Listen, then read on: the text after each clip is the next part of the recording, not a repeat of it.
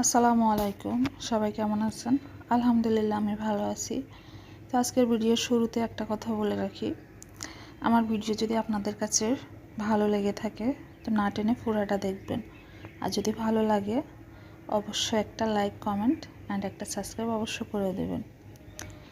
যদিও আমি অনেক ভুল ত্রুটি করে থাকি বা আমার কথা বলার ধরন অন্যরকম হতে পারে, যেহেতু আমি জানি না, আমি অনেক সময় অনেক ভুলভাল কথা বলতেই পারি।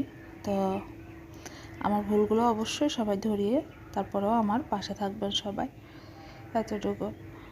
তো আজকে আমি রান্না করব বড় মাছের পেটি। বড় মাছের পেটি আমার অনেক ভালো লাগে খেতে। তো এটা রুই মাছের পেটি। আমি যদিও শুরু থেকে ভিডিওটা করি নাই, কিভাবে কি করছি এটা শুরু থেকে ভিডিও করতে পারিনি, আমার মনে ছিল না, তার জন্য আমি একটু দুঃখিত। আর এই যে মাছের পেটি রান্না করতেছি একদম ঝাল ঝাল করে। মাছ যদি ঝাল না লাগে আমার কাছে খেতে ভালো লাগে না। ঝাল ছাড়া হলে মাছ ভুনাটাই ভালো লাগে, আর রান্না করতে হলে মাছ একটু ঝালই হতে হবে, বরাবরের মতোই। তো আমি মাছের পেটিগুলো রান্না করছি একটু ঝাল ঝাল করে, একটু ঝাল বেশি দিয়েছি। তারপরে পাশাপাশি আমি মসুর ডাল রান্না করে নিছি। এই যে সবজির সিজনে যদি আপনি মাছে ঢালে একটু ধনিয়া পাতা দেন, অনেক ভালো ফ্লেভার আসে, ভালো লাগে খেতে। টমেটো, ধনিয়া পাতা, এগুলা মাছের ফ্লেভার স্বাদ দুটোই ভরা। তো আমি মাছের পেটগুলো একটু ছোট ছোট সাইজ করে কাটছি, এভাবে আমার ভালো লাগে।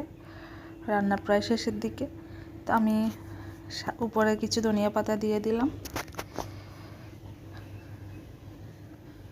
তারপরে নামাই ফেলবো। 1 মিনিট পরে নামাই ফেলবো। মাছ যখন হয়ে আসবে, মাছগুলা কিন্তু চামচ বা খুন্তি দ্বারা নাড়ানো যাবে না, তাহলে কিন্তু মাছগুলো ভেঙে যায়। হ্যাঁ, ওটা না করে আমরা একটু ন্যাকড়া দিয়ে লাড়িয়ে ছাড়িয়ে দিলে হবে পাতিল ধরে, তাহলে মাছের ঝোলগুলা ঠিক থাকবে, মাছগুলো ভাঙবে না। এরপর আমি ঢালের মধ্যে ভাগার দিয়ে দেব। অনেকে রসুনের ভাগার দেয়, অনেকে রসুনের ভাগার পছন্দ, বাট আমার রসুনের ভাগার খেতে ইচ্ছে করে না, আমি রসুন একটু কমই পছন্দ করি, তবে সেটা ভাগার। তারপরে আমি পেঁয়াজি দিলাম কাটি, পেঁয়াজকে একদম লাল করে আমি ঢালের মধ্যে দেব, তাতে করে ঢালটা আরও ভালো লাগবে খেতে।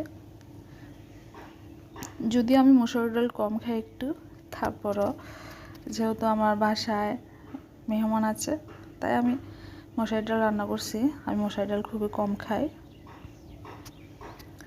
তো আমার মসুরের ডাল হয়ে গেছে, আর মাছের পেটিও হয়ে গেছে। এই যে ডাল আর মাছ। দুপুরে মাংস রান্না করছিলাম, মাংস আছে, এখন রাতে এগুলা দিয়ে খাবো সবাই। তো সবাই ভালো থাকবেন, সবাই সবার জন্য দোয়া করবেন। আজকে এতটুকু, আল্লাহ হাফেজ।